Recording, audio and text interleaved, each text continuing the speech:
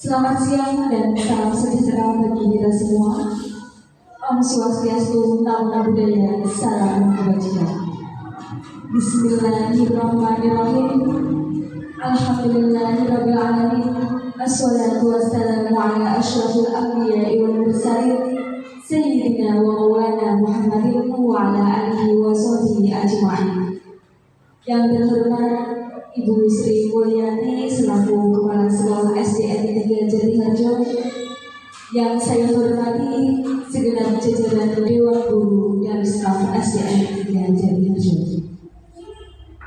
Puji syukur kehadirat Allah Subhanahu wa Ta'ala yang telah memberikan limpahan rahmat, kesehatan, keselamatan dan karunia kepada kita sehingga kita dapat hadir di acara ini dengan selamat dan sehat walafiat.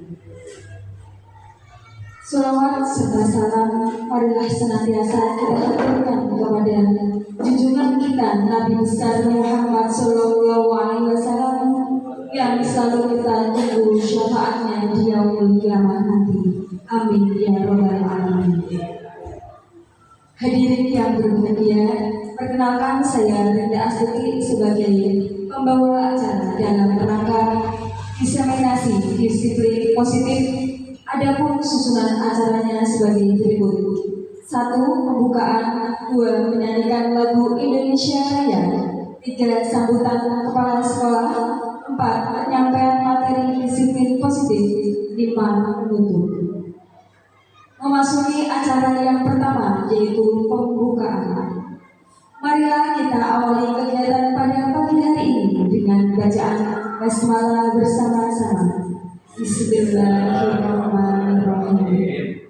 Acara yang kedua yaitu menyanyikan lagu Indonesia Raya yang akan dipimpin oleh Ibu Sufiwan Erlawati. Kepada Ibu Sufi saya persilakan. Hadirin dimohon berdiri.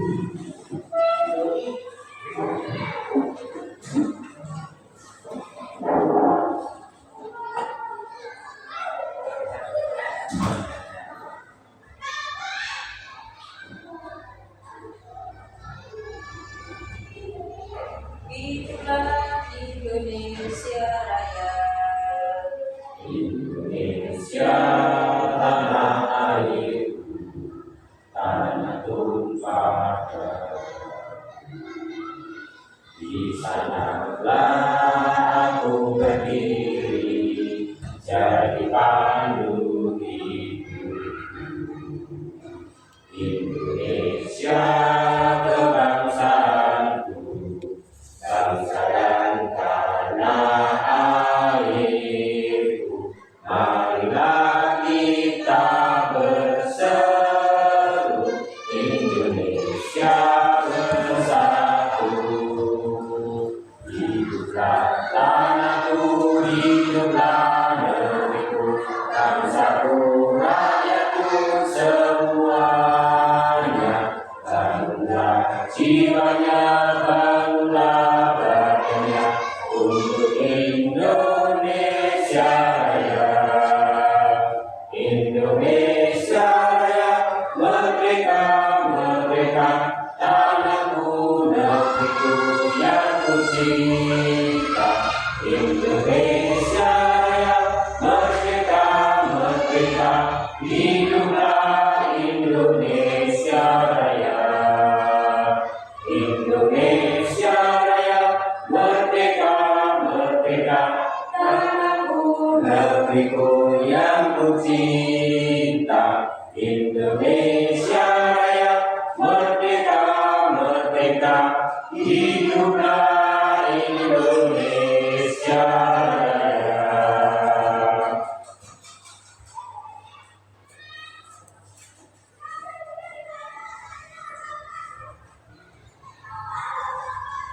Terima kasih. Hadirin diperkenankan duduk kembali. Acara selanjutnya yaitu sambutan yang akan disampaikan oleh Kepala Sekolah SDN 3 Jatiharjo. Kepada Ibu Sri Mulyani SPB saya persilakan.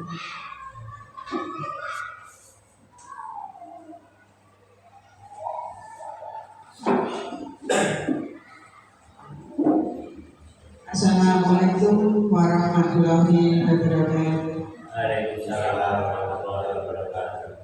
Terima kasih buat pembawa acara telah diberi waktu. Bapak Ibu yang saya hormati, di sini saya sebagai kepala sekolah sangat berterima kasih kepada Bapak Ibu guru sudah mau mendaftarkan guru penggerak, dan alhamdulillah di SD Negeri 3 Jatiharjo ada 2 bapak guru yang sudah lolos menjadi CDP, dan untuk saat ini Bapak Heri Susanto melaksanakan diseminasi, dan saya sangat bersyukur dan mendukung setiap kegiatan dari calon guru penggerak, karena di dalam setiap kegiatan budaya positif ini nanti semoga akan membuat dampak positif untuk di SD Negeri 3 Jatiharjo, dan semoga budaya-budaya positif ini nanti dapat menular untuk guru-guru yang lain dan akan membawa kemajuan untuk SD Negeri 3 Jatiharjo. Saya sangat mendukung sekali, semoga kegiatan-kegiatan yang positif ini dapat ditularkan, dapat diterapkan di dalam pembelajaran setiap hari-hari, sehingga anak-anak nanti akan merasa senang setiap pembelajarannya dan menambah semangat anak-anak untuk mengikuti setiap pembelajarannya, karena dari pengetahuan dari bapak-bapak yang ikut dalam guru penggerak dan ilmunya nanti kami mohon untuk bisa ditularkan kepada teman-temannya yang belum menjadi guru penggerak, dan nanti kami mohon untuk yang lain bisa untuk mengikuti mendaftar guru penggerak, sehingga nanti SD Negeri 3 Jatiharjo nanti akan semakin maju karena didukung oleh Bapak Ibu gurunya sudah mendapatkan pengetahuan budaya positif di dalam pembelajaran atau pengetahuan yang ada dalam materi-materi dalam guru penggerak tersebut. Saya kira cukup itu, karena saya sebagai kepala sekolah bisanya mendukung dan memberikan motivasi kepada Bapak Ibu guru semua untuk mengikuti setiap kegiatan dalam guru penggerak, baik mulai dari pendampingan 1 sampai terakhir nanti. Semoga nanti berjalan lancar dan sukses membawa positif untuk kemajuan SD Negeri 3 Jatiharjo. Saya kira cukup dari saya. Akhir kata, wassalamualaikum warahmatullahi wabarakatuh.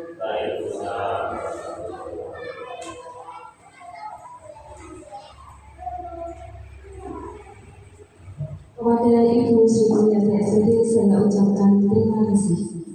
Acara selanjutnya yaitu penyampaian materi disiplin positif yang akan disampaikan oleh Bapak Heri Susanto. Kepada Bapak Heri Susanto saya persilakan.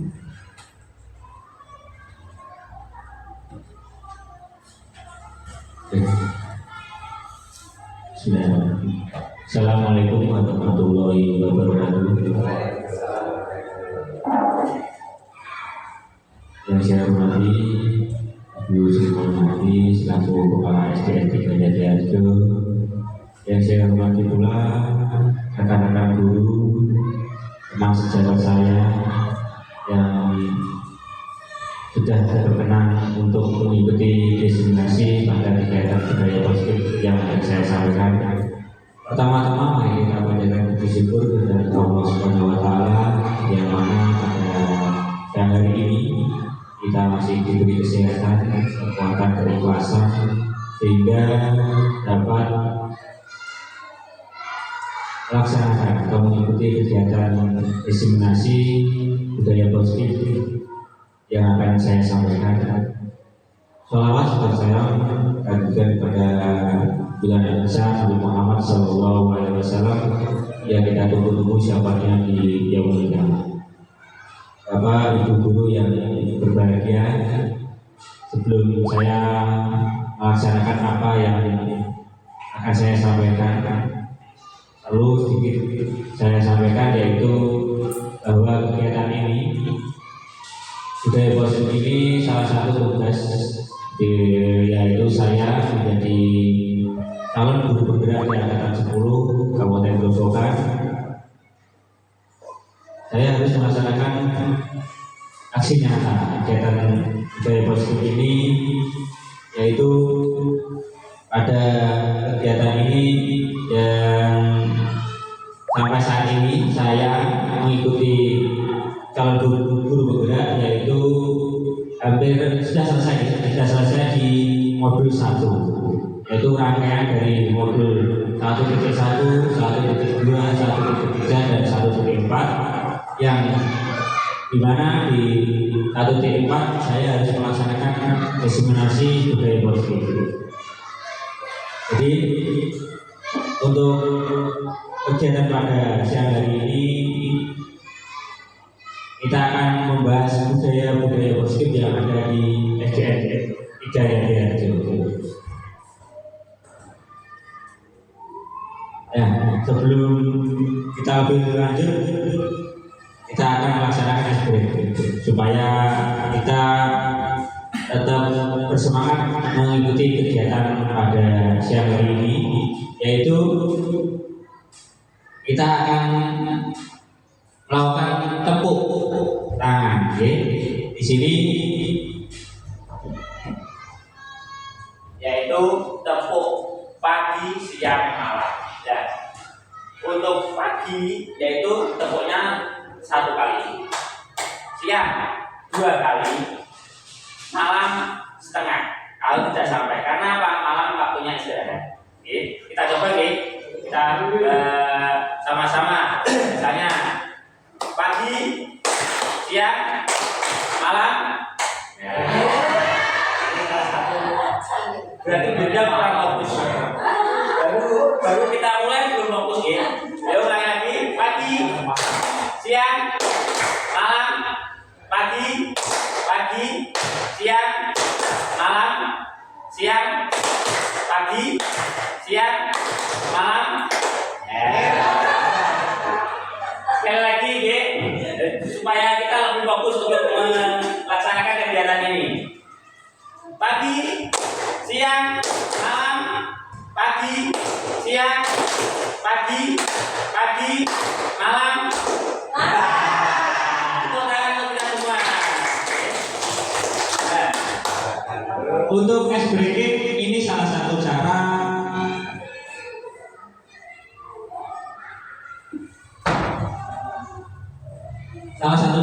supaya anak didik kita tetap fokus dalam mengikuti pembelajaran. Ice breaking ini bisa dilaksanakan di tengah-tengah kejenuhan anak saat mengikuti pembelajaran. Kadang anak itu kan jenuh, bosan dalam pembelajaran, kita selingi ice breaking. Jadi itu kita bisa manfaatkan.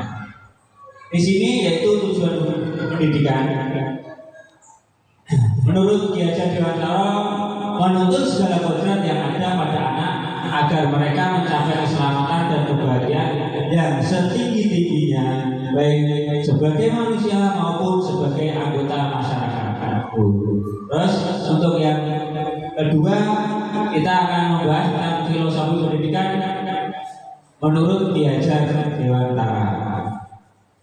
Perlu saya sampaikan di sini, semua anak terlahir dengan bakatnya masing-masing. Jadi masing-masing anak tentunya memiliki keunikan sendiri-sendiri. Tidak bisa kita samakan. Apalagi di kelas kita memiliki berbagai macam anak yang memiliki macam-macam keunikan atau macam-macam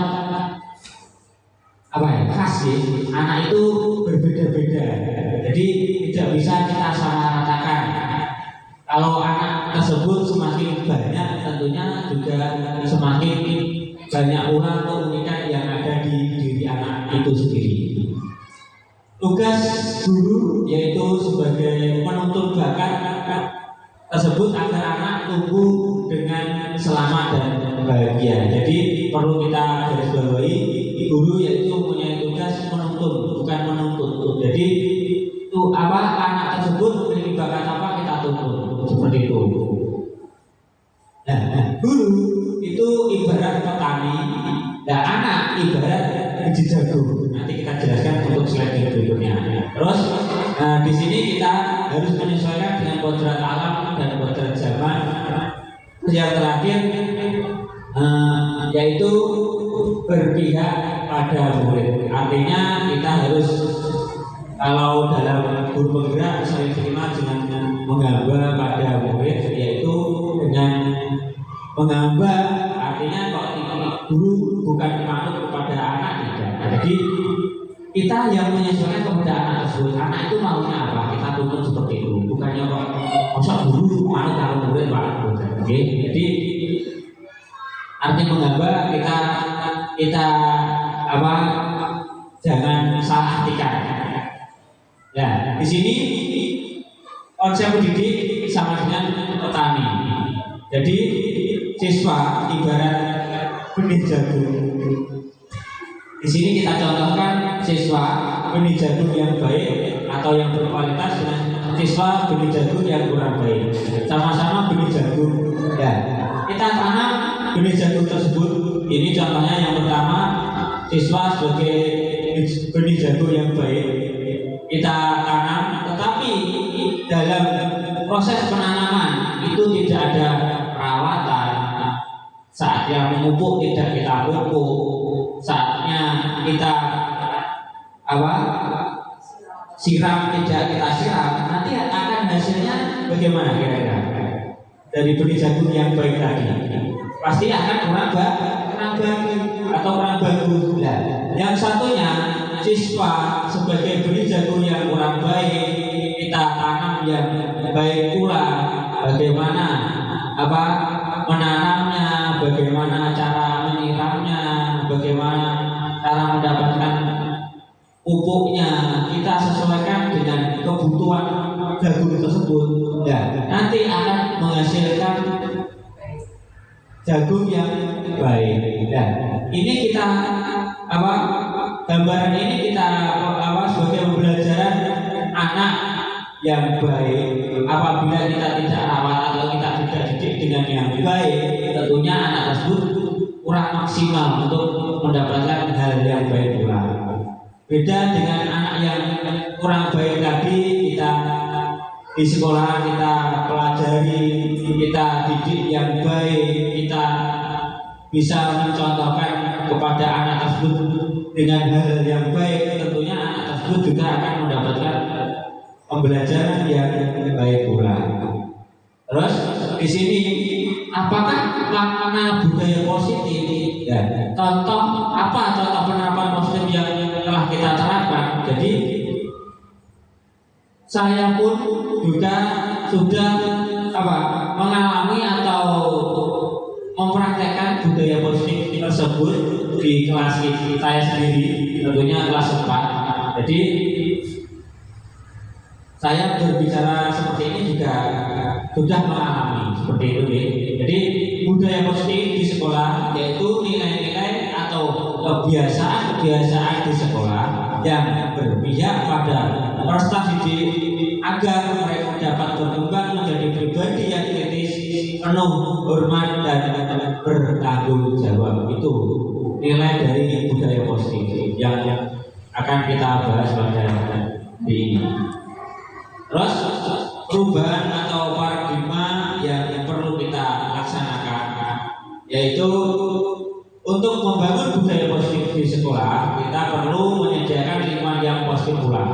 Jadi positif, selain positif juga aman dan nyaman agar murid-murid mampu berpikir, bertindak dan mencipta dengan merdeka, mandiri dan bertanggung jawab.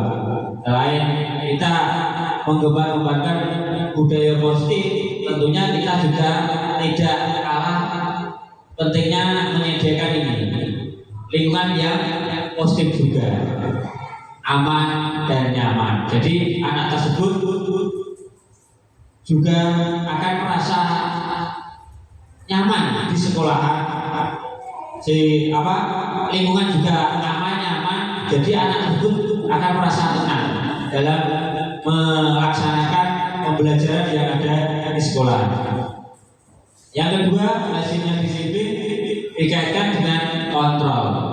Dalam hal ini kontrol guru dalam menghadapi murid. Jadi tentunya di kelas Bapak Ibu guru pasti akan menemukan anak yang perlu kita akan kontrol.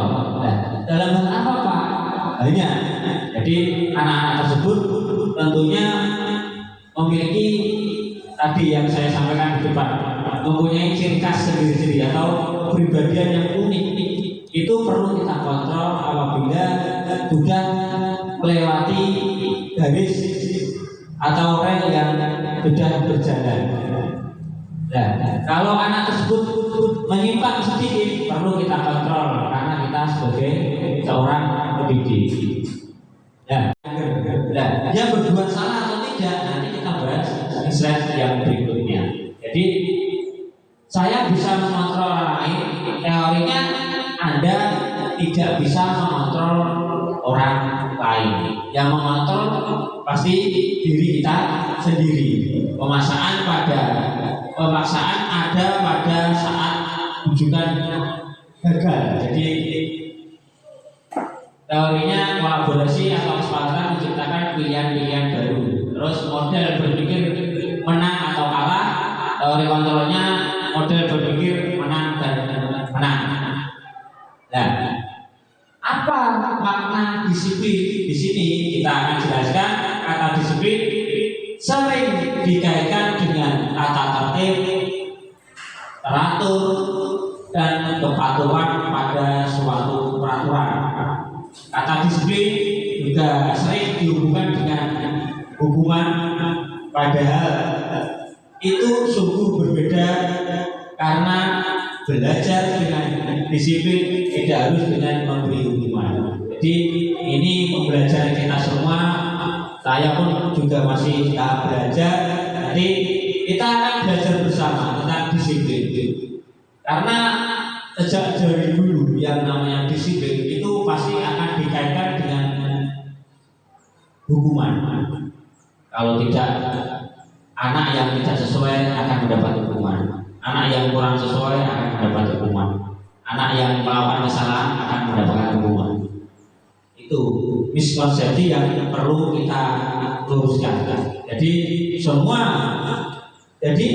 disiplin tidak dikaitkan dengan hukuman. Terus Gajah Dewantara menyatakan bahwa untuk mencapai kemerdekaan atau dalam konteks pendidikan kita saat ini dan untuk menciptakan murid yang merdeka, syarat utamanya yaitu disiplin yang kuat. Disiplin yang dimaksud adalah disiplin diri dengan memiliki motivasi internal. Jika kita tidak memiliki motivasi internal, maka kita memerlukan pihak lain untuk mendisiplinkan kita. Ini yang perlu kita menjadi pembelajaran bahwa disiplin itu memang sulit. Tapi mau nggak mau kita harus melaksanakan disiplin di sekolah. Jadi disiplin itu tidak hanya untuk murid, jadi kita guru pun seorang pendidik juga memiliki kedisiplinan. Jadi, untuk memunculkan disiplin itu bisa dari berbagai faktor. Yang pertama faktor internal dari kita sendiri. Apabila kita sendiri tidak bisa melaksanakan disiplin tersebut, pasti kita akan membutuhkan pihak lain untuk mendisiplinkan kita. Terus teori motivasi perilaku manusia. Yang pertama, untuk menghindari ketidaknyamanan atau hukuman, apa yang akan terjadi apabila saya tidak melakukannya? Itu motivasi dari luar atau eksternal. Untuk mendapatkan imbalan dari orang lain, contohnya di sini apa yang akan saya dapatkan apabila saya melakukannya, itu termasuk motivasi dari luar. Yang ketiga, untuk menghargai diri sendiri atau menjadi insan yang sesuai dengan harapan kita. Contohnya, saya akan menjadi orang yang seperti apa bila saya melakukan hal tersebut. Itu termasuk motivasi dalam diri kita sendiri atau motivasi internal. Jadi motivasi itu bisa dari dalam hati kita sendiri, bisa dari orang lain. Ya, jadi yang pertama yang perlu dikuatkan dari apa? Dari kita, dari diri sendiri. Dari diri sendiri kita kuatkan motivasinya untuk disiplin. Apabila tidak bisa mencapai, baru kita membutuhkan motivasi dari orang lain. Nilai-nilai kebajikan universal. Di sini nilai-nilai kebajikan adalah sifat-sifat positif manusia yang merupakan tujuan mulia yang ingin dicapai setiap individu. Nilai-nilai tersebut bersifat universal dan lintas bahasa, suku bangsa, agama maupun latar belakang. Yang pertama, setiap perilaku atau perbuatan memiliki suatu tujuan. Ini yang diutarakan dari Dr. William Glasser pada teori kontrol pada tahun 1984. Yang kedua, dengan mengaitkan nilai-nilai kebajikan yang diyakini seseorang, maka motivasi intrinsiknya akan terbangun sehingga menggerakkan motivasi dari dalam untuk dapat mencapai tujuan mulia yang diinginkan. Ini menurut Diane Bosen pada tahun 1998. Terus yang ketiga, nilai-nilai kebajikan yang ingin dicapai oleh setiap anak di Indonesia yang dikenal dengan profil pelajar Pancasila. Ini yang sering kita kaitkan semua pembelajaran pada saat ini, yaitu mengenai profil pelajar Pancasila. Di sini ada berapa profil? 6 ya, yaitu yang pertama beriman dan bertakwa pada Tuhan Yang Maha Esa dan berakal mulia. Yang kedua mandiri. Yang ketiga benaran kritis. Yang keempat kebinaan global. Yang kelima bergotong royong. Yang terakhir yaitu kreatif. Ini bagaimana cara kita menerapkan pembelajaran yang harus menuju ke profil pelajar Pancasila? Tentunya profil pelajar Pancasila ini kita pelajari dan kita sampaikan kepada anak. Nah, anak tersebut yang pertama tentunya harus hafal atau harus tahu nilai-nilai profil pelajar Pancasila. Dengan bagaimana kita bisa menggerakkan anak tersebut atau menyampaikan anak tersebut melalui sebuah lagu. Bapak Ibu guru sudah apa tentunya pelajar Pancasila profilnya apa Mari sebelum kita lebih lanjut kita nyanyi sebentar tentang profil pelajar Pancasila.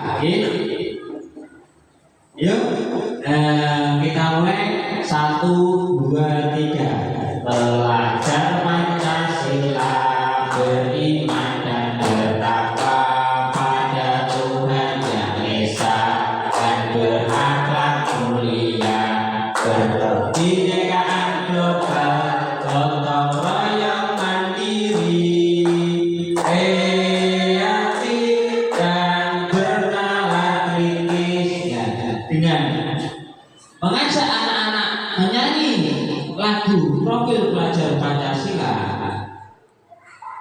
menjadikan anak tersebut tahu profil pelajar Pancasila itu ada benaran kritis, ada gotong royong, ada berkebinekaan global, bermandiri, beriman dan bertakwa.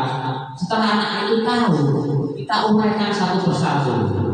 yang namanya beriman dan bertakwa itu apa tuh? Kita sampaikan kepada anak tersebut. Yang dinamakan mandiri itu apa? Kita sampaikan kepada anak tersebut beserta contoh-contohnya. Jadi nilai-nilai profil pelajar Pancasila harus kita tanamkan kepada anak tersebut.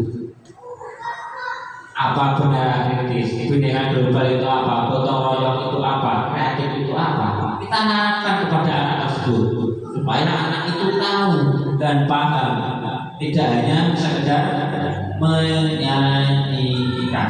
Itu harapannya. Jadi kita menuntun anak tersebut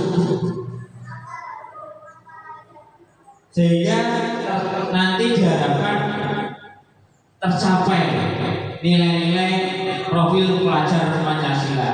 Karena mau nggak mau di kurikulum yang akan datang yang tahun 2024 2025 itu nanti semuanya akan melaksanakan kurikulum merdeka yang saat ini kurikulumnya hanya untuk kelas 1 dan kelas 4. Di tahun berikutnya, tahun ajaran baru, nanti semuanya menggunakan kurikulum merdeka dari kelas 1, 2, 3, 4, dan 5. Ya, dari kesemua tersebut bisa dinamakan dengan kurikulum nasional. Bukan kurikulumnya diubah, tidak. Jadi dari yang kurikulum merdeka itu kelas 1 dan 4. Nah, di tahun ajaran baru berikutnya nanti kurikulumnya semuanya menggunakan kurikulum merdeka. Itu dari semua tersebut bisa dinamakan kurikulum nasional gitu. Kita lanjut.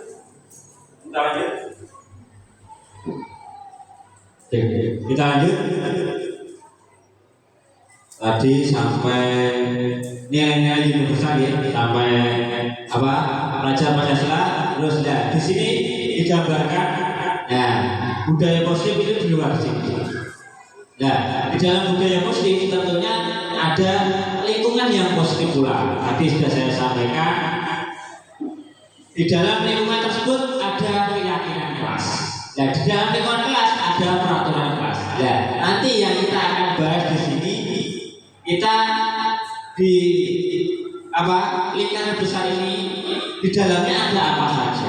Jadi ini keterkaitan dari sebuah budaya positif. Nah, di sini yang perlu saya jelaskan yaitu tentang keyakinan kelas, hukuman dan penghargaan. Mengapa tidak peraturan saja? Nah, kenapa atau mengapa kok harus keyakinan kelas? Ini yang perlu kita bahas. Karena untuk mendukung tumbuhnya motivasi intrinsik, kembali ke nilai atau keyakinan lebih menggerakkan seseorang dibandingkan mengikuti serangkaian peraturan-peraturan yang tertulis tanpa makna. Jadi ini kita harus kenapa kok keyakinan kelas tidak peraturan atau tidak mengapa harus keyakinan begitu ya.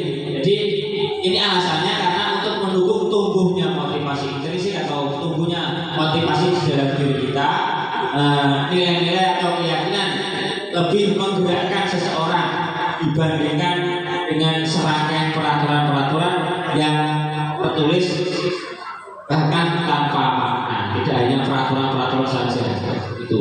Nah, di sini keyakinan kelas adalah nilai-nilai kebajikan atau prinsip-prinsip universal yang disepakati bersama secara universal, lepas dari latar belakang suku, negara, bahasa maupun agama. Ini pengertian dari keyakinan kelas. Nah, menurut dosen tahun 1998, suatu keyakinan akan lebih memotivasi seseorang dari dalam diri kita atau dalam diri disebut intrinsik tadi. Seseorang akan lebih bersemangat untuk menjalankan keyakinannya daripada hanya sekedar mengikuti serangkaian peraturan. Jadi peraturan itu hanya yang kita kenal sampai saat ini itu hanya tertulis saja. Jadi itu kurang efektif. Jadi kita akan beralih dengan keyakinan kelas. Jadi anak tersebut mempunyai keyakinan apa, nanti kita tulis sehingga anak tersebut bisa menyepakati dari keyakinan yang telah dibuat anak tersebut. Terus pembentukan keyakinan kelas. Yang pertama, keyakinan kelas itu bersifat abstrak daripada peraturan. Jadi lebih rinci dan lebih konkret. Yang keyakinan kelas berupa pertanyaan yang universal. Terus pertanyaan keyakinan kelas senantiasa dibuat dalam bentuk positif. Contoh kalimatnya itu kalau kalimat negatif itu biasanya menggunakan jangan atau melarang, jangan membuang sampah sembarangan. Itu merupakan kalimat negatif karena ada jangannya di sini. Jadi dalam pembuatan keyakinan kelas itu tidak boleh menggunakan kalimat negatif. Ya. Kalimat positifnya bagaimana? Membuang sampah pada Allah. Seperti itu. Itu yang perlu kita ketahui bahwasanya ada kalimat negatif, ada kalimat positif. Tidak hanya kita menyampaikan kalimat-kalimat agar itu tidak boleh. Jadi kalimatnya juga kalimat positif. Tidak boleh, ya. Jadi kata-kata tidak, melarang, jangan itu tidak dianjurkan dalam keyakinan kelas. Jadi kita menggunakan kalimatnya kalimat positif, gitu. Nah, keyakinan kelas sebenarnya tidak terlalu banyak sehingga mudah diingat dan dipahami siswa. Jadi kita tentunya pembuatan keyakinan kelas tersebut tidak begitu banyak. Jadi anak tersebut mudah mengingat keyakinan-keyakinan yang telah dibuat dan mudah untuk dipahami. Yang berikutnya, semua warga kelas sebaiknya ikut berkontribusi dalam membuat kegiatan kelas lewat curah pendapat. Jadi kita peraturan keyakinan tersebut itu tidak dibuat oleh guru saja. Jadi kita melibatkan anak untuk meyakini apa yang sudah ditulis, kita sepakati menjadi sebuah keyakinan kelas. Jadi yang berikutnya, bersedia meninjau kembali keyakinan kelas dari waktu ke waktu. Jadi keyakinan tersebut tidak bersifat permanen. Jadi perlu kita perbaiki apa yang perlu diperbaiki, apa yang perlu ditambah, apa yang perlu dikurangi. Jadi tidak bersifat permanen. Nah, di sini dalam sebuah kalimat atau peraturan tentunya akan menimbulkan nilai dari sebuah kalimat tersebut. Yang pertama, kalau di sini ada sebuah peraturan, selalu kembalikan buku ke tempatnya. Mungkin dari Bapak Ibu guru ada yang tahu nilai yang terkandung dari selalu kembalikan buku ke tempat tersebut. Nilai apa yang bisa ditulis di sini? Tanggung jawab besar. Terus dilarang mengganggu orang lain. Nilai yang mengenai kalimat tersebut nilai apa? Selain tanggung jawab, dilarang mengganggu. Berarti apa? Yaitu nilai apa? Menghormati. Dilarang mengganggu orang kaya. Hadir di sekolah 15 sebelum pembelajaran dimulai. Disiplinan bisa. Terus dilarang melakukan kekerasan. Menghormati orang lain bisa. Dilarang menggunakan narkoba. Nilai apa? Kesehatan betul. Bergantian atau menunggu giliran nilai apa? Kedisiplinan. Menggunakan masker, kesehatan bisa, kedisiplinan bisa. Jangan berlarian di kelas atau koridor, menghormati orang lain, keselamatan. Ya. Di sini dari peraturan-peraturan yang ada tentunya mempunyai nilai-nilai yang terkandung dalam kalimat tersebut. Kita jelaskan ya. Selalu kembalikan buku ke tempatnya. Itu nilai yang terkandung yaitu nilai tanggung jawab. Dilarang mengganggu orang lain. Nilai yang terkandung yaitu menghormati orang lain atau diri kita sendiri. Hadir di sekolah 15 menit sebelum pembelajaran dimulai, itu nilai yang terkandung yaitu bisa menghargai orang lain, komitmen. Dilarang melakukan kekerasan, itu nilai yang terkandung yaitu keselamatan atau menghormati orang lain.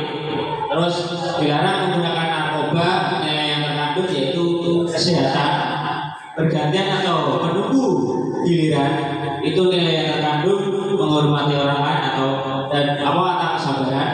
Menggunakan masker, nilai yang terkandung yaitu kesehatan dan keselamatan. Jangan berlari di kelas atau koridor, nilai yang terkandung keselamatan dan keamanan. Jadi itu nilai-nilai. Nah di sini perlu Bapak Ibu ketahui bahwasanya keyakinan kelas ini tentunya sudah saya praktekkan di kelas saya sendiri, yaitu kelas 4. Nah di sini ini bentuk dokumentasi yang bisa saya laporkan dari kegiatan tersebut. Dari 26 anak atau 26 siswa tentunya mempunyai keyakinan sendiri-sendiri apabila kita melaksanakan atau membuat keyakinan kelas. Nah, di sini yang pertama saya membagikan kertas post-it, kertas warna-warni yang bisa ditempel.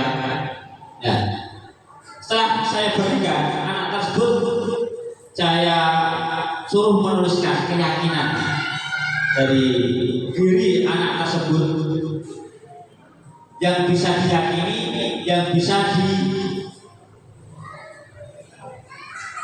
yang bisa diyakini dan bisa dipertanggungjawabkan betul. Yang untuk melaksanakan apa yang sudah dituliskan, apa yang sudah diyakini. Jadi anak-anak tersebut saya berikan satu kertas post-it, saya suruh menulis keyakinan dari diri anak tersebut, meyakini apa yang nantinya bisa dipertanggungjawabkan. Setelah menulis dari anak-anak tersebut, menulis sendiri-sendiri. Nah, dari tulisan tersebut dalam kertas post-it kita tempelkan di kotak atau kolom keyakinan kelas. Nah, setelah itu saya sendiri akan memilah mana yang sama keyakinannya, mana yang sama, ya ada yang sama lagi, ada yang sama lagi, ada yang sama lagi seperti itu. Misalnya membuang sampah pada tempatnya, adalah yang menuliskan membuang sampah pada tempatnya itu ada beberapa. Jadi kita kelompokkan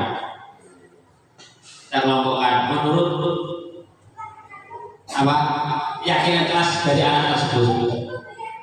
Misalnya ada yang memilih datang tepat waktu, itu ada yang sama kita taruh bawahnya, ada yang sama lagi kita taruh bawahnya. Seperti ini. Kita pilah-pilah, kita kelompokkan dari keyakinan anak tersebut. Nah, setelah kita mengelompokkan keyakinan anak tersebut, kita buat poster seperti ini.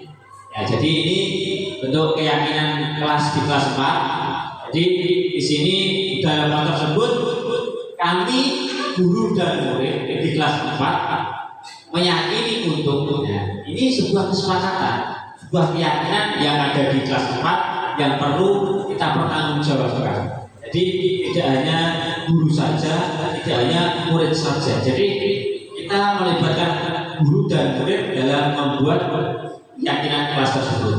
Jadi Jadi yang pertama datang tepat waktu. Ini sudah diyakini tadi dari berbagai post-it yang sudah saya pilah-pilah. Menghormati guru dan teman, mengangkat tangan jika ingin berbicara, mendengarkan penjelasan guru, merapikan buku setelah pembelajaran, belajar dengan aktif dan tertib, dilarang makan dan minum di kelas, membuang sampah pada tempatnya, bermain, dilarang bermain di halaman atau di depan kelas. Ini maksudnya ini karena dapat mengganggu. Terus jujur dalam ujian atau ulangan, terus meminta izin sebelum apabila anak tersebut ingin keluar kelas. Jadi ini bentuk keyakinan kelas yang sudah saya buat di kelas 4. Kita buat poster. Setelah membuat seperti ini, nanti kita yang belum bisa, nanti kita bisa belajar bersama membuat poster seperti ini. Dengan tentunya dengan adanya Canva itu sangat membantu guru untuk membuat hal yang baru yang perlu kita ciptakan kepada anak. Jadi setelah kita membuat poster tersebut, kita cetak seperti ini. Cetaknya agak besar karena di sini saya menggunakan satu poster saya cetak menjadi 6 kertas. Jadi kelihatan besar. Jadi nggak hanya poster dibuat dalam satu kertas sekarang zamannya pun modern Pak. Jadi kita nggak usah tulis-tulis di kertas karena kadang tulisan yang kita buat juga tidak sebagus yang kita cetak. Jadi kita manfaatkan teknologi untuk membuat poster-poster seperti ini di dalam kelas. Jadi ada gambarnya, ada tulisannya, itu akan membuat apa? Menarik dan minat anak untuk membaca itu ada gitu ya. Jadi tulisannya ini, gambarnya ini, bocah ini kok ya. Saya sendiri seperti itu. Jadi kita berusaha untuk ambil yang lebih bagus, karena zaman modern langsung gambar kertas manila ditulisi seperti itu. Karena tinggal cetak, enak gambarnya, tulisannya yang api-api seperti ini. Kita bisa menyesuaikan dengan kebutuhan masing-masing. Nah, setelah poster ini tadi saya cetak menjadi 6 kertas, saya rangkai dan tentunya kita tempelkan di kelas supaya anak tersebut bisa mengetahui keyakinan-keyakinan yang sudah dibuat dan anak tersebut bisa mempertanggungjawabkan dari keyakinan-keyakinan yang sudah dibuat tadi. Ini dokumentasi dari saya. Mungkin penerapan tersebut bisa lebih bagus atau bisa diterapkan lagi di kelas-kelas yang lain. Itu harapan dari kami. Jadi selanjutnya yang perlu kita ulas lagi yaitu tentang merdeka. Jadi pada kurikulum merdeka, apanya yang merdeka, kita akan sampaikan di sini. Merdeka menurut Ki Hajar Dewantara, merdeka itu artinya tidak hanya terlepas dari perintah, akan tetapi juga cakap buat memerintah diri sendiri. Jadi kita tidak hanya merintah orang lain atau memerintah orang lain, juga diri kita. Sekali-kali diri kita juga diperintah. Jadi itu menurut Ki Hajar Dewantara pemikiran konsepsi keteladanan atau sikap merdeka cetakan kelima tahun 2013 halaman 469. Nah, di sini perlu kita ketahui bahwasanya kita kesehariannya itu biasanya dihukum oleh sebuah penghargaan. Jadi di dalam modul 1 tentunya kita saya sendiri dalam guru penggerak itu akan membahas banyak tentang penghargaan. Penghargaan sebenarnya itu tidak boleh memberikan hadiah seperti itu kan. Jadi kita akan bahas di sini dihukum oleh penghargaan. Yang dimaksud yaitu pengaruh jangka pendek dan jangka panjangnya. Pasti akan ada pengaruhnya. Penghargaan itu bisa menghukum. Penghargaan itu mengurangi ketepatan. Penghargaan itu tidak efektif. Penghargaan itu merusak hubungan. Ini perlu kita pelajari bersama bahwasanya penghargaan ini kadang menjadi budaya ya bagi kita dari sejak dulu. Apa-apa kita hargai.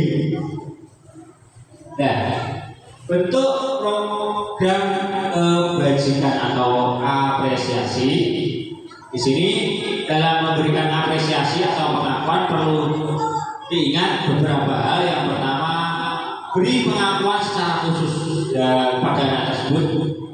Beri pengakuan secara pribadi. Beri pengakuan kepada semua murid atau bisa bergantian. Beri pengakuan secara konsisten dan fokus kepada sebuah proses. Jadi kita tidak hanya menerima hasilnya, kita juga harus tahu prosesnya yang dialami anak tersebut. Di sini contoh pengakuan atau apresiasi kebajikan. Ya, misalnya kemarin saya perhatikan itu sebuah buka, terus nilai kebajikannya rasa empati. Ya, situasinya pada saat menolong murid baru di kelas kita. Itu kejadiannya nih, maksudnya seperti ini. Jadi saya menghargai itu termasuk nilainya kepedulian. Dan situasinya atau nyatanya itu saat kita membantu teman-teman di tugas kelompok gitu. Terus terima kasih itu merupakan juga nilai kebajikannya tanggung jawab. Dan situasinya pada saat kamu memungut kertas yang berserakan di lantai, kita mengucapkan rasa terima kasih. Nah, di sini perlu kita ketahui bahwasanya kita harus bisa membedakan antara hukuman atau konsekuensi. Dan nanti di sini ada beberapa kasus kita akan membedakan hukuman atau konsekuensi. Kita bedakan dulu nih, nanti baru kita jelaskan apa itu hukuman, apa itu konsekuensi. Yang pertama, mencatat 100 kali di dalam buku kalimat saya tidak akan terlambat lagi karena terlambat sekolah. Itu sebuah atau tindakan tersebut merupakan hukuman apa konsekuensi? Bapak Ibu mohon bisa untuk dijawab. Anak disuruh mencatat 100 kali dalam buku, saya tidak akan terlambat lagi. Nah, perbuatan seperti itu merupakan hukuman atau konsekuensi? Hukuman. Nanti kita akan nyatakan ya. Yang dari Farid bisa mengatakan hukuman. Terus yang kedua, ayo coba anak lari mengelilingi lapangan basket 2 kali karena terlambat. Itu merupakan hukuman atau konsekuensi? Hukuman. Murid diminta untuk push up 15 kali karena tidak menggunakan masker sekolah. Itu juga menggantikan kertas tugas teman yang telah dicoret-coret. Konsekuensi ya. Membersihkan tumpahan air di meja tulis karena tersenggol pada saat belajar. Konsekuensi. Meminta murid tidak mengenakan sepatu seharian di sekolah karena tidak menggunakan sepatu hitam. Merupakan konsekuensi atau hukuman? Hukuman. Lari mengelilingi lapangan basket 2 kali karena terlambat jadi idealkan pembelajaran PJOK. Ini merupakan hukuman atau konsekuensi? Hukuman. Ya kita coba.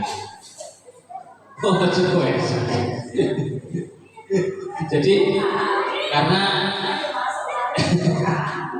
Ya ini konsekuensi. Jadi mencatat misalnya di sini kita menghukum anak mencatat menyalin kalimat 100 kali ini merupakan hukuman. Lari mengelilingi lapangan karena terlambat tadi juga hukuman. Murid diminta push up tadi juga hukuman. Dan menggantikan kertas tugas teman yang telah dicoret-coret itu merupakan konsekuensi. Karena perbuatan ini menggantikan kertas tugas teman, ya karena dia melakukan perbuatan yang yang merugikan teman itu sendiri, karena dia mencoret-coret. Itu sebuah konsekuensi, dia suruh menggantikannya. Membersihkan tumpahan air di meja tulis karena tersenggol pada saat belajar, itu merupakan konsekuensi atau tanggung jawab lah, intinya seperti itu. Murid disuruh mengenakan sepatu seharian tanpa menggunakan sepatu, karena tidak menggunakan sepatu hitam itu merupakan hukuman. Dan lari mengelilingi lapangan basket sebanyak 2 kali karena terlambat 10 menit saat pelajaran PJOK itu merupakan konsekuensi.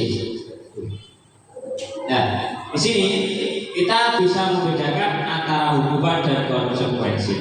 Jadi ini 2 hal yang berbeda, gitu ya. Jadi kalau hukuman itu sesuatu yang menyakitkan, yang harus terjadi. Kalau konsekuensi yaitu sesuatu yang harus terjadi. Nah, hukuman itu buat anak sakit fisiknya maupun hatinya, untuk jangka yang lama atau jangka panjangnya. Kalau konsekuensi itu anak menghargai kedisiplinan. Terus kalau hukuman itu sebuah paksaan, kalau konsekuensi itu sebuah stimulus atau tanggapan atau dorongan. Untuk hukuman itu mendorong anak menyakiti dirinya sendiri. Kalau konsekuensi mendorong anak agar mudah menyesuaikan diri. Kalau hukuman itu konsep diri yang buruk, kalau konsekuensi itu konsep diri yang baik. Kalau hukuman itu anak belajar untuk menyembunyikan kesalahan. Kalau konsekuensi itu anak belajar untuk mematuhi sebuah peraturan. Kalau hukuman itu bersifat marah, rasa bersalah, dipermalukan, merasa tidak dihargai. Jadi kalau konsekuensi itu bedanya di sini, yaitu anak itu merasa kehilangan haknya, tapi dibuat tidak nyaman, diasingkan atau untuk sementara saja. Itu ya.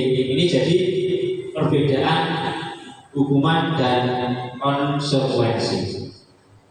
Di sini ada 4 kebutuhan dasar manusia. Yang pertama, cinta kasih atau diterima. Yang kedua, kesenangan. Yang ketiga, kebebasan. Yang keempat, penguasaan. Ini kebutuhan dasar dari manusia. Nah, di sini saya menyampaikan ada sebuah kasus. Nah, jadi ini nanti berhubungan dengan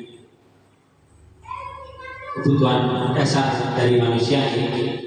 Ibu Ani adalah guru kelas 5, sedang bingung menghadapi ulah salah satu siswanya yang bernama Agus.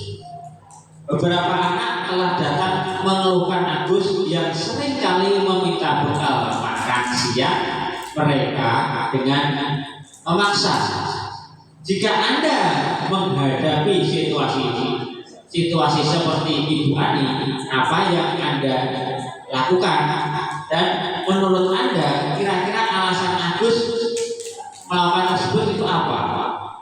Jadi ini pasti akan Agus melakukan hal seperti ini. Itu tentunya mempunyai apa? Alasan. Nah, kita bahas satu persatu.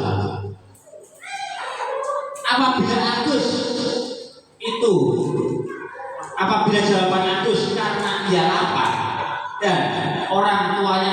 membawakan bekal, tentunya kebutuhannya adalah bertahan hidup. Terus yang kedua, apabila jawaban Agus itu karena ia senang temannya jadi memperhatikan dia, kebutuhannya yaitu cinta dan kasih sayang. Terus yang ketiga, apabila jawaban Agus adalah dia merasa hebat karena temannya jadi takut dan menuruti semua keinginannya, jadi kebutuhan Agus di sini yaitu penguasaan atau pengakuan dari seseorang yang ingin diakui. Terus apabila jawaban Agus itu karena dia merasa bosan dengan bekal yang dibawakan ibunya, karena selalu membawakan bekal yang sama, kebutuhan dalam diri Agus yaitu kebutuhan kebebasan, yaitu dia membutuhkan sebuah pilihan. Terus apabila jawaban Agus adalah karena iseng saja dan tidak menikmati ekspresi wajah temannya yang kesal karena diambil makanannya yang tadi, jadi kebutuhan dalam diri Agus yaitu kebutuhan kesenangan. Jadi ini merupakan kebutuhan yang perlu kita pahami. Ini kebutuhan dasar. Jadi anak melakukan kesalahan, melakukan tindakan, tentunya mempunyai alasan. Dan alasan ini kita menyesuaikan dengan ini. Alasan apa yang dilakukan Agus tadi? Dari berbagai jawaban tersebut dapat kita garis bawahi atau ditarik benang merahnya. Jadi setiap jawaban atau setiap perbuatan pastinya mempunyai alasan. Jadi dari bentuk-bentuk jawaban itu memiliki kebutuhan yang berbeda-beda. Itu dalam sebuah kasus seperti itu ya. Jadi seorang pendidik pastinya memiliki posisi kontrol. Jadi posisi kontrol ini ada 5. Yang pertama menghukum, yang kedua membuat merasa bersalah, yang kedua bisa sebagai teman, yang keempat bisa sebagai pemantau, dan yang kelima sebagai manajer. Nah, dari posisi kontrol tersebut kita sebagai pendidik tentunya dapat memilah atau bisa menempatkan diri di mana kita bisa menempatkan diri kita sebagai posisi kontrolnya tadi. Jadi misalnya kalau motivasinya guru berbuat, misalnya menghardik itu perbuatan yang tidak baik ya, kita sebagai pada anak menunjuk atau menyakiti, itu tentunya itu posisi kontrolnya kita sebagai penghukum. Kalau kita bisa menanyakan apa peraturannya, apa menyesuaikan apa, dan yang selalu diawasi, kita berada di posisi pemantau. Nah, yang baik bagaimana kita menempatkan diri sebagai manajer, yaitu yang pertama mengajukan pertanyaan-pertanyaan dari permasalahan anak tersebut.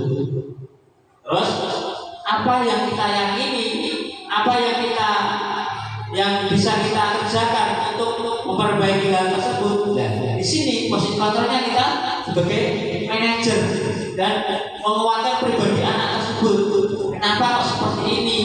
Dan murid meletakkan dirinya sebagai individu yang positif dalam dunia yang berkualitas, dan bagaimana cara saya bisa memperbaiki keadaan dan mengevaluasi bagaimana cara memperbaiki dari sebuah kejadian tersebut. Jadi ini yang perlu kita pahami, kita bisa menempatkan posisi kontrolnya di mana. Itu, ya. Ya. Terus selanjutnya kita akan membahas tentang restitusi. Nah, restitusi adalah yaitu proses menciptakan kondisi bagi murid untuk memperbaiki kesalahan apa yang sudah mereka buat, sehingga mereka bisa kembali pada kelompok mereka dengan karakter yang lebih kuat lagi. itu restitusi. Kita belajar dari kesalahan. Nah, di sini kita membedakan antara konsekuensi dan restitusi. Jadi apa? Restitusi kita sudah pelajari, yaitu belajar dari sebuah kesalahan. Contohnya di sini sesuatu yang harus terjadi itu konsekuensi. Nah, restitusinya yaitu merupakan sebuah pilihan. Jadi ada pilihannya gitu. Tidak nyaman untuk murid, anak atau jangka waktu yang pendek. Kalau restitusi bisa jangka panjang. Nah, di sini kalau konsekuensi itu penguatan hanya bertahan dalam jangka waktu yang pendek, jadi sama gitu. Terus membantu menerapkan mengikuti peraturan yang di masyarakat. Untuk restitusi fokus pada pemecahan masalah. Terus kalau konsekuensi itu apa peraturannya yang sering kita utarakan, mampukah kamu melakukan, dan terima kasih. Kalau restitusi itu apa yang kita yakini, apa yang harus kamu lakukan untuk memperbaiki suatu masalah. Jadi kalau konsekuensi, kalau hukuman itu bersifat negatif, kalau konsekuensi bersifat netral, dan restitusi itu bersifat positif. Ya. Di sini kita akan membahas tentang ciri-ciri restitusi. Ada 9 ciri yang Bapak Ibu perlu ketahui, yaitu yang pertama, bukan untuk menebus. Restitusi itu bukan untuk menebus kesalahan, namun untuk belajar dari kesalahan. Itu yang dinamakan restitusi. Yang kedua, restitusi itu memperbaiki sebuah hubungan.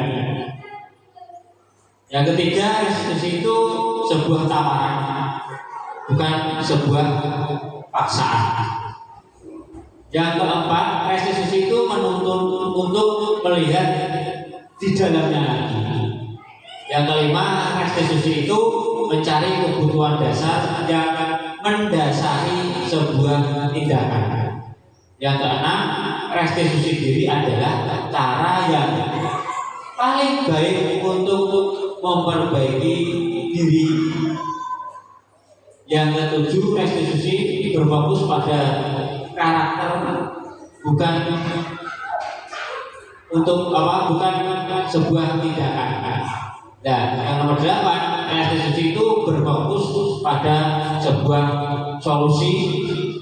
Yang ke-9, restitusi itu mengembalikan murid yang berbuat salah pada kelompoknya. Jadi dalam sebuah penanganan atau sebuah kasus, di sini dalam modul ini dibahas sebuah restitusi, cara menyelesaikan sebuah permasalahan yang baik dan tepat pada dunia pendidikan ini khususnya. Nah, di sini dikenal sebagai segitiga restitusi. Segitiga restitusi yaitu yang pertama, validasi tindakan yang salah, terus menstabilkan identitas, terus yang ketiga menanyakan keyakinan. Ini disebut segitiga restitusi. Dalam hal ini kamu tentu punya alasan mengapa melakukan itu. Terus adakah cara yang lebih efektif atau yang lebih baik untuk mendapatkan apa yang kamu butuhkan? Terus setiap orang pasti pernah melakukan kesalahan. Kamu bukan satu-satunya orang yang pernah melakukan hal ini. Nilai-nilai apa yang telah kita sepakati? Terus kamu ingin menjadi orang yang seperti apa? Jadi ini sebuah pertanyaan-pertanyaan yang bisa kita lontarkan kepada anak tersebut dalam menghadapi sebuah masalah atau suatu kasus seperti itu. Itu kita bisa menggunakan segitiga restitusi. Nah, di sini yang pertama dalam segitiga restitusi yaitu untuk membuat anak merasa yang merasa gagal karena berbuat suatu kesalahan menjadi positif terhadap dirinya, kita perlu menstabilkan identitas. Jadi kita stabilkan dulu anak tersebut dengan cara bagaimana? Yaitu guru berkata, berbuat salah itu yang manusiawi, gitu. Ya, yang kedua, tidak ada manusia yang sempurna. Yang ketiga, bapak atau ibu guru juga pernah berbuat suatu kesalahan. Kita pasti bisa menyelesaikan permasalahan ini. Selanjutnya, bapak atau ibu tidak tertarik untuk mencari tahu siapa yang benar dan siapa yang salah. Bapak ibu guru bisa lebih tertarik untuk menyelesaikan masalahnya, tidak hanya mencari siapa yang benar dan siapa yang salah. Terus yang terakhir, kalau kamu menyalahkan dirimu sendiri terus menerus, apakah kamu bersikap baik pada dirimu sendiri? Dan seperti itu. Ini beberapa perkataan atau beberapa yang bisa kita sampaikan kepada anak tersebut untuk menstabilkan identitas. Itulah yang pertama dalam sebuah segitiga institusi, yaitu menstabilkan identitas. Kita stabilkan jiwa atau diri anak tersebut. Jangan sampai kita sebagai pendidik malah biasanya itu langsung mencari kesalahannya. Siapa mau sih berbuat salah seperti ini, seperti itu. Ya, kita perbaiki dalam modul ini yang nantinya kita pelajari bersama, yaitu yang pertama, langkah pertama kita akan menstabilkan identitas, menstabilkan jiwa dari anak tersebut. Yang kedua, membantu siswa mengenal atau kebutuhan yang ingin dicapai atau dipenuhi ketika melakukan sebuah kesalahan. Pada dasarnya setiap tindakan manusia tujuannya adalah memenuhi basic need atau apakah itu power, freedom, love, and value, fun atau universal survival. Ya. Jadi di tahap ini itu kita memvalidasi tindakan yang salah. Yang pertama tadi menstabilkan, yang kedua itu memvalidasi sebuah tindakan yang salah. Dengan bagaimana? Yaitu yang pertama, guru berkata kamu bisa saja kan melakukan hal yang lebih buruk lagi, tapi kamu tidak melakukannya. Kamu pasti punya alasan mengapa melakukan hal ini. Apa yang penting bagi kamu hal ini penting tidak, seperti itu maksudnya. Kamu boleh tetap berusaha menjaga sikap itu, tapi tambahkan sikap yang lain, yang baru. Terus maukah kamu belajar dengan cara lain untuk mendapatkan yang kamu butuhkan tanpa harus memukul? Terus apakah kamu bisa melakukan dengan lebih baik lagi besok hari ini? Cara kita yaitu memvalidasi tindakan yang salah. Ini bisa kita terapkan kepada anak didik kita segitiga institusi ini. Ya. Nah, yang kedua yaitu memvalidasi dengan dengan perbuatan atau tindakan yang seperti ini. Terus yang ketiga yaitu anak melihat kesalahannya dihubungkan dengan norma sosial dan nilai yang mendasari manusia berinteraksi dengan orang lain. Jadi dalam hal ini kita sudah melaksanakan tahap yang ketiga, yaitu menanyakan keyakinan. Jadi dengan hal-hal apa guru berkata, yaitu apa nilai yang kita percaya di dalam kelas tadi. Karena di dalam kelas kita sudah melakukan keyakinan kelas tadi ya. Terus nilai universal apa yang telah kita sepakati. Terus kelas yang ideal itu seperti apa sih? Kamu ingin menjadi anak yang seperti apa? Terus apa yang kamu rasakan ketika itu, kamu menjadi orang yang seperti apa. Jadi ini langkah ketiga kita untuk melakukan segitiga restitusi, yaitu menanyakan keyakinan. Di sini apa yang sudah saya terapkan, yaitu ada sebuah kasus. Dalam kasus tersebut tentunya saya melaksanakan atau menindaklanjuti dengan cara segitiga restitusi. Ini bisa dilakukan.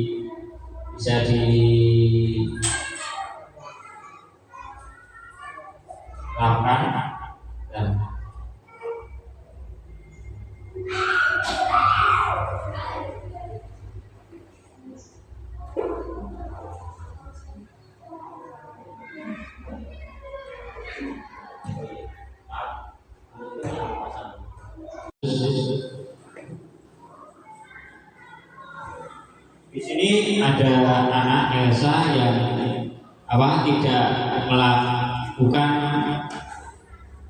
piket kelas C. Kita pelaksanaannya sesuai dengan segitiga restitusi. Kita cari tahu kenapa kita yang pertama tadi segitiga restitusinya.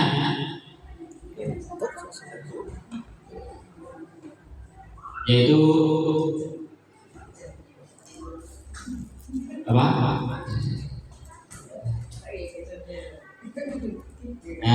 validasi tindakan. Kita melaksanakan validasi tindakan kepada anak tersebut. Kita tanya apa yang membuat kenapa tidak melaksanakan kerja piket.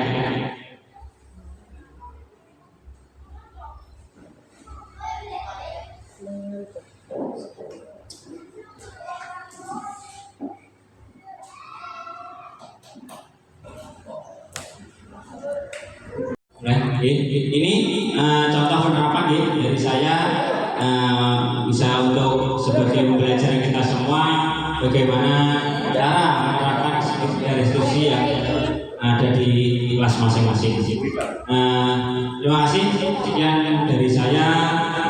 Mohon maaf apabila ada kesalahan. Saya ucapkan sekali lagi terima kasih karena sudah belajar bersama dengan saya untuk menerapkan budaya positif yang ada di SDN 3 Jatiharjo. Wassalamualaikum warahmatullahi wabarakatuh. Waalaikumsalam warahmatullahi wabarakatuh.